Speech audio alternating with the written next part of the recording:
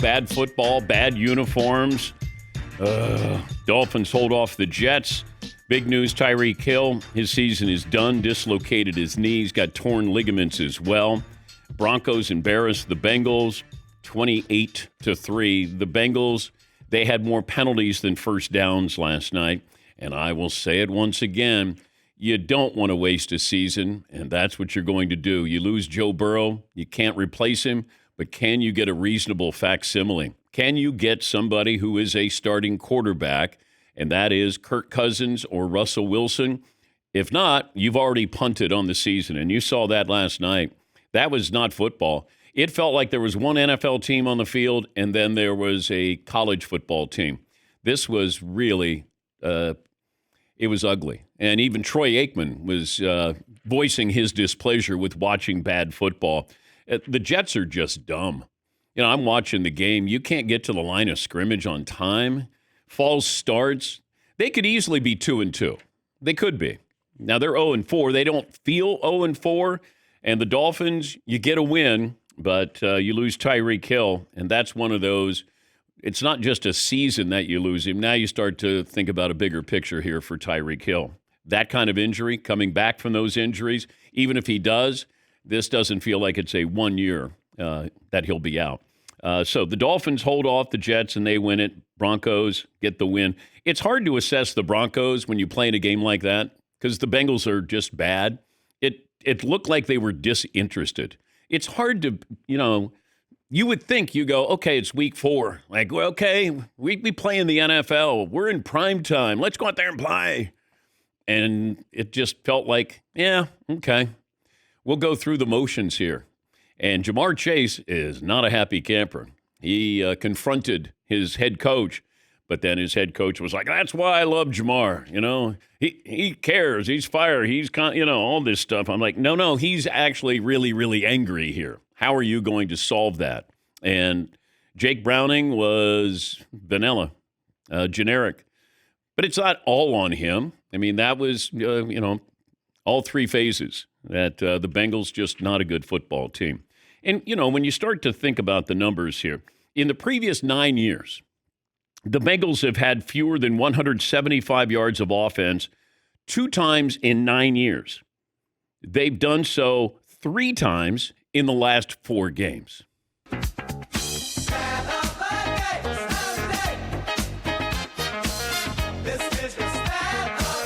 Stat of the day, brought to you by Panini America, the official trading cards of the program. Seton, would you do the honors for a poll question for hour 1? The Jets are better than their record or who we thought they were? I think they're both. I think they're better than their record, but they're who I thought they'd be. Aaron Glenn, brings in culture. He's a former player and trying to bring in that Dan Campbell culture, and it's going to take a while. But you got to get rid of the stupid penalties. You may not be as good as the opposition, but don't beat yourself.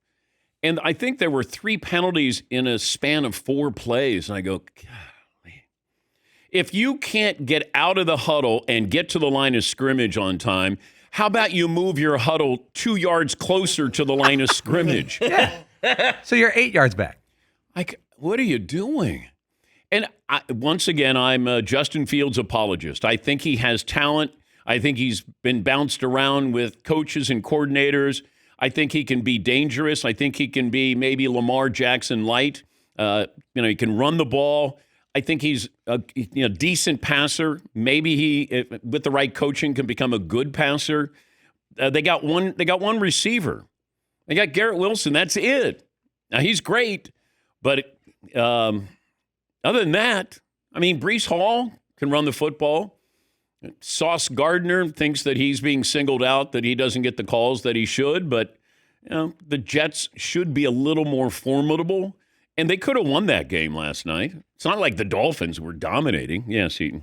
So far, the Jets, week 1, they lost 34-32 to Pittsburgh. The week 2 was 30-10 Buffalo. All right. But then 29-27 to Tampa, and now 27-21 to Miami. I mean, those are all very close games for the most part. Yeah, Paulie. You know what's going to happen here. The Jets right now have the second pick of the draft. They'll be a top 3 draft pick. They'll draft a quarterback and start this thing all over again because they have no money really invested in Fields. They could easily move on from him, and the cycle of the Jets going with a young quarterback will start again next year. What other poll questions do you have, Seton?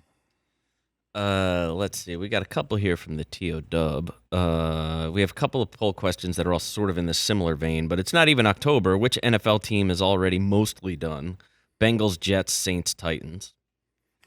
Might as well. This is a little bit of a kick them while they're down poll question, because then we also have from Paul, which team feels like the worst in the NFL so far? Bengals, Browns, Jets, Saints, Titans. Basically all the same group. I would say the Titans.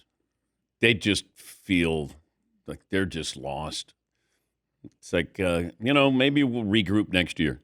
But they're going to be one of those teams that has a couple of wins where you go, damn, okay, where was this all year? It feels like Carolina was like that last year, where it was like, man, they're going toe-to-toe with the Chiefs. Where's that been? It's weird how it clicks sometimes, and you don't know when it's called being in the zone. Baseball players talk about being in the zone. It's called getting blue, where you're hitting everything, like everything's great. You can't, or Steph Curry shooting and can't miss. It's called being in the zone. And teams get in that, and then they don't know how they got in, and they don't know why they got out.